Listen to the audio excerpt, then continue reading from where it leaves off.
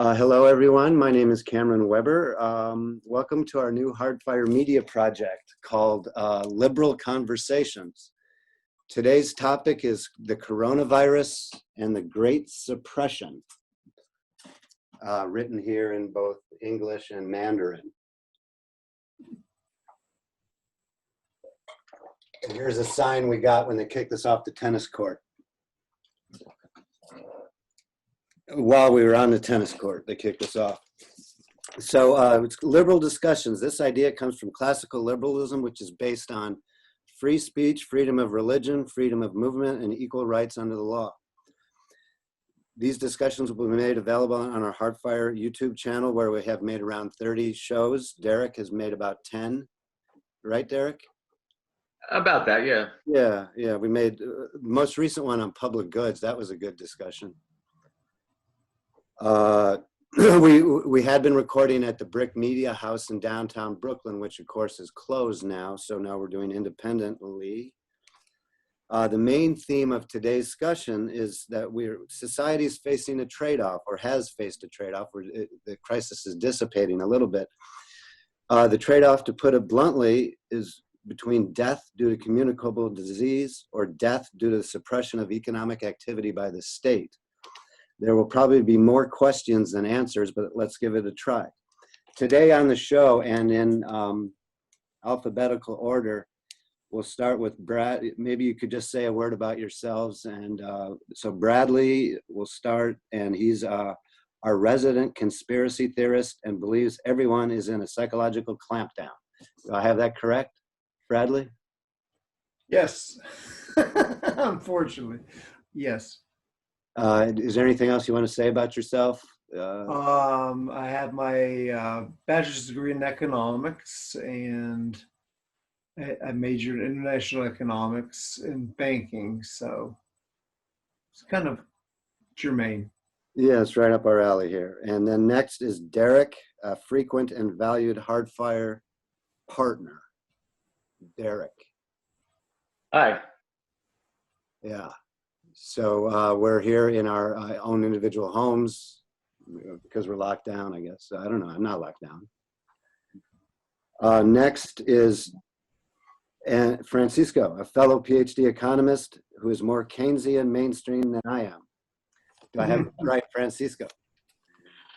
Hi, everybody. Yes, thank you for this invitation, Cameron, and to everybody. I look forward to our conversation, and we'll figure out what's going to happen in the next couple of months, right? It's very interesting.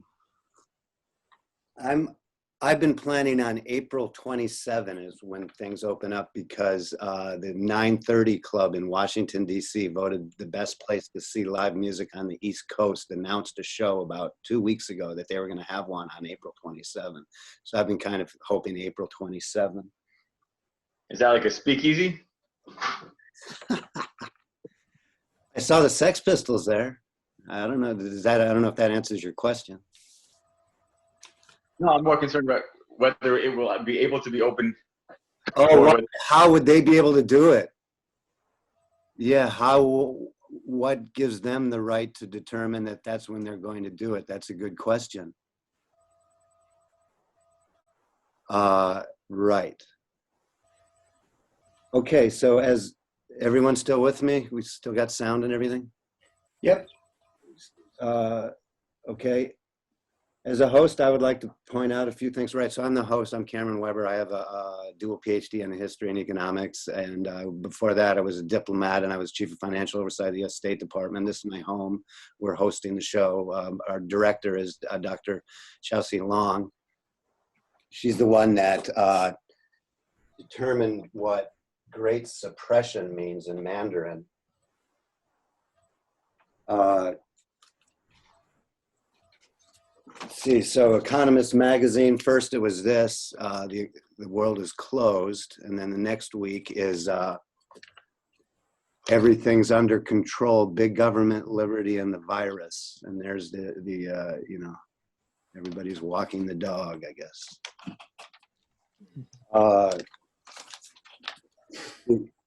And so next, we know that for Robert Higgs, and I use his work in my dissertation. Robert Higgs, Critical Episodes in the Growth of American Government. Robert Higgs, my dad likes this guy a lot. Shows how during the Great Depression, for example, the Great Depression then gave Roosevelt the excuse to confiscate everybody's gold-based bank savings and got off the gold standard. And another example of using a crisis to grow the state, ratchet up the state, of course, was never let a good crisis go to waste. Dr. Aldape knows this guy, Philip Murawski. He got it wrong. They said never let a good crisis go to waste, and that was the Affordable Care Act of 2010.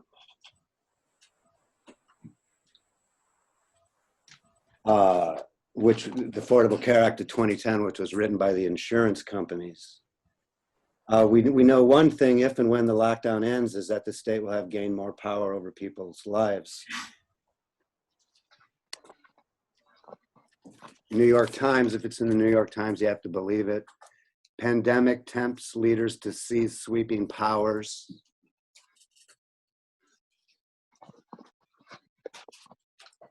Donald Trump invoking wartime law to require firms to make things instead of free trade.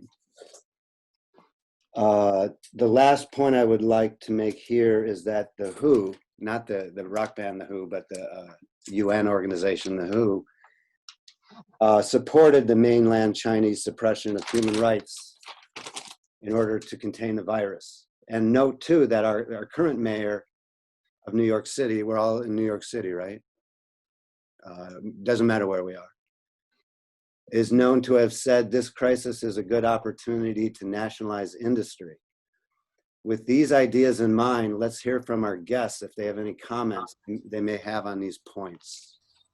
So now just open chaos ensues. Have at it. Don't be shy. Well, my concern is how organized is their plan? I feel like we're moving in that direction, but I'm not sure if it's with a clear intent or just a series of random opportunities that are not going to be rolled back when the crisis ends. Yeah, I'd like to. So here's Anthony DeJasse. I know Francisco and I watched an interview with him one time. I didn't understand anything he said. That was 10 years ago. I watched it again and I understood almost everything he said. But he said, you know, under economics, we have this self-interest assumption, or am I wrong, Francisco? Yeah. And, you know, whatever, enlightened self-interest. But so the DeJasse, who was fled Soviet Hungary, said that that the state's purpose is to grow its discretionary power. And so, in answer to Derek's question, I don't know. I did work for the U.S. State Department for 13 years, and I did see a lot of arrogance. What struck me is that for all of us, I think this is supposedly an unprecedented situation. It's described as an unprecedented situation, and what surprised me is simply how comfortable and how easily. What? Or So Derek had made the point that this situation. This is supposedly unprecedented, but I was surprised with the speed at which our elected officials had a huge framework of restrictions in place for a supposedly unprecedented situation. Just like the central bank for World War I. Is that what you're talking about? Well, I was using that analogy, but it just seemed like they were a little too ready to start imposing restrictions in an escalating manner. Yeah. Derek, I think Bradley wanted to comment on that. Okay, I'd like to preface the fact that I understand that we're at extraordinary times, but I agree with Derek wholeheartedly that I don't think the government's restrictions are going to contract after it's over with. it seems to me that whenever the government takes a little bit of power, never gives it back. And that concerns me. What also concerns me is how easily Americans are willing to give up their constitutional rights for a little bit of safety. We all know the quote, right? Which one? Yeah. I smell a rat, Patrick Henry, why he refused to go to the convention. I think it was a Benjamin Franklin quote. But no, people are giving up their constitutional rights, free speech. Can't do that anymore.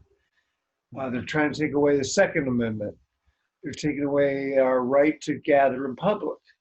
Habeas corpus, that's something that, for instance, Gore Vidal makes a lot of mention. But this is going back at the turn of the century, right? Since Bush started, with Bush the whole Jr.? homeland security, Definitely. right? Bush, yeah, right. Well, what caused 9/11 was the blowback to having troops in Saudi Arabia, right? Mm. In Muslim Holy Lands. So what were you saying, Francisco? No, I was just saying that Bradley is right, and that's a very important point to keep in mind, because this has been going on for some time, and now with this pandemic. But like what Derek was saying, that the government had to step in, because otherwise, if they let this thing play out, then probably I don't know if you can be comparing to what happened during the flus, Spanish flu. Spanish flu. But you're talking about. I was listening to Eichengreen, the economic historian, Very iconic. and giving the numbers. Back then, you had 50 million people died, and right now we are not, at those levels. So Exactly. Yeah, we're at 0.01% or even less than that. But in contrast to 1918, don't you think that with the availability of information that we have today, that just with the broad spread of understanding, that many would rationally, voluntarily restrict themselves and change their behavior and alter their business model? Yeah, which brings up a point that I'd like to interject now about what Taiwan and Sweden are doing. So we're gonna pause recording, and I'm gonna put up some graphics. Okay, so I wasn't able to find the graphics, but the Foundation for Economic Education finds that both Sweden and Taiwan, the states have not cracked down, and like our current governor or whoever it is, you can't put it, everyone has to wear a mask and all of that. They haven't done that in Taiwan and Sweden. So continue on what we were talking about. I think it's hard to make a comparison at this point because it's still an active situation. So it's to say that one country is doing better or worse, or one state is doing better or worse based on their behavior. I think it's too early because it's still a very live situation. Yeah. And there's also the variables. The variables I'd like to bring up there, and I don't mean to dominate the conversation, is that like People's Republic of China, the United States, and Russia are all big imperialist wannabes. With the Department of Homeland Security, the motherland. Isn't that what, you're always out of ideas when you mention Hitler, but the motherland, Department of Homeland Security. But so Sweden and Taiwan are not imperialist wannabes. So I think that would be one of the variables Derek was referring to. Mm-hmm. Yes. Or just a variable in terms of the degree of voluntary compliance and the degree to which there's a trust or faith in what we're being told by the experts or media or by the politicians as advice. Yeah, it's important to have many different sources of media at this time, right? And we fall into two camps here. We either we believe everything and we follow it, or we totally reject it because it's all lies.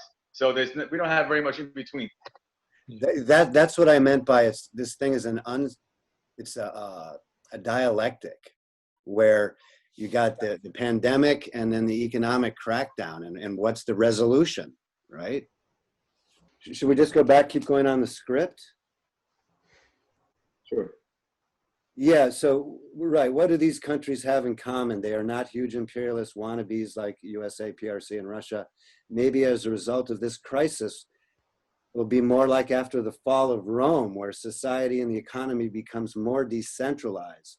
Or it could just be the continual, familiar, gradual decline of empire, like Rome, like the UK. What do you think of that? I'm talking about America. I will jump into that because I think, I mean, also one of the things that I think was been or has been mentioned is the fact that situation in the past was very different, and now we have all this technology, right? And it's making the control over society through the whole, surveillance. I mean, it's impressive, the degree, and you can also, compare it to other countries. For instance, in South Korea, right, that people are voluntarily. Where I asked, what's going to be the result? Maybe the result of this crisis will be that, like after the fall of Rome, where society and the economy become more decentralized, or it could just be a familiar gradual decline of empire. And Francisco, you were talking about South Korea. Yeah, I brought it up because since we were talking about comparing the situation with other countries, and even though it's too early to do that, but in other countries like South Korea, which we're testing a lot of people, and they're using all the technology to monitor all this, how the population, right? I mean, if you have your application in your phone and you get into a bus, and you know who might be infected. But so maybe, but to your point about, whether there's going to be a decentralization or a centralization, I mean, obviously, even though we economists apparently tend to predict the future, we don't know what's going to happen in the next week, unless the next month or so. So, I mean, I see it could go either way, right? The government will use the technology to have more centralized power. That's that Murray Rothbard calls that the panopticon, and that's from George Orwell, 1980. Right. So that is all the way. I mean, it's nothing new, nothing recent that government wants control. Now, I mean, I do want to highlight and bring my, as you labeled me, a Keynesian. I mean, I do think that the government has an important role to play, especially, given in the last years how, I mean, in many ways, the government, we can see that it has been captured by special interest, right? Yeah. So that is also, but what can it do to sort of like, help as many people as possible? That's obviously the $1 million question, but it can also, I mean, I guess the technology, instead of being used by the government to control society, can be also used to be a decentralized force, right? Because everybody, I mean, we can come up with these type of conversations, and it's, I mean, the whole internet, we can use it for our own purposes, right? Not for like. We also having our own economy with the technology that's very decentralized. The whole gig economy runs on gig apps and so forth. Right. Yeah, that's. Well, don't you think that this may be a wake-up call about outsourcing all our manufacturing to an obviously hostile state? Right. Well, the international trade implications, and what you're saying, is like, because that's my major international economics and labor relations. Many nations are going to be thinking now to nationalize many of these other like strategic industries, right? Or to bring them back home. Yeah, I think so. I think it's going to be a wake-up call. I mean, here we imported their virus, and now we're paying them to manufacture everything we need to fight the virus. Right. Or like this, Lawrence Summers, what did he say, that the U.S. economy is like the most powerful, or like the number one, and we cannot even make the masks. Yeah, that's it. That's what I'm saying. We're importing by the billions. China's making money hand over fist on this. Well, the economy, the news lately are saying that the economy is like falling dramatically as never before in the last 40 years. So China's economy is doing pretty bad. And that's, like just what you would expect with the whole shutdown, right, of the whole economy. Right, because they're an export country, yes. I mean, who can they export it to now? Like nobody is gonna buy them from. Like then, nobody's producing, or at least to the extent that they were able to before. But yeah, there's like a big contraction going on right now. I At least it will be a wake-up call. Yeah. I used to live in Africa, and there was a folk saying that when the elephants dance, it's the ants who get trampled. That's the reason. Cute. Who are the ants now? Yeah. Those of us that got kicked off the The tennis. moral is better to be the elephant than the ant, I guess. Back to Francisco's point about on the state fiscal stimulus, I guess is there's a recent report, General Accountability Office 2020, that I can't show the graphic, but the GAO 2020, March 2020, about urgent action needed to address the nation's fiscal health. And in other words, we're passing on debt to those not voting, and then those not even born, right? Well, I don't think the problem is the debt, but the whole, and that's where we kind of like don't agree, right, Cameron? You think, I mean, I understand that debt is an issue that is concern for, many conservative economists, but having the U.S. as your currency, like the problem is not, they can print unlimited amount of money. The problem is where that money is channeled so that the economy can, move forward. Point, and thank you. And I'm sorry to take the host prerogative here, but I happen to know somebody, let's just pretend, and this could just be a fake story, somebody who has a vineyard in Northern California, and they're getting $1.75 million to get free to provide masks to their employees, right? So my thing is, if you get rid of all the corporate and social welfare, all this special interest captured stuff, and just replace it all with a basic income that goes to everyone equally under the law, then you can get more mutual aid and more economic growth and pay down that debt. But you've heard me sing that song before. But I think the basic income idea is, I mean, now it's more relevant than ever, right? Because nobody can work. Yeah. And so how are you going to be able, I mean, $1,200 check is not going to last for like a long time. People can work. Like Chelsea says, that's throwing chicken feed to the chicken. That fixes my base. So anyway, I'd like to thank our guests for appearing. Thank you. Thanks for having us. Thank you. Yeah. Yeah, It's quite an honor. Recording it. And anybody who's watching, thank you for watching our first edition of Hardfire Media Liberal Discussions. It's so fun to be in New York City.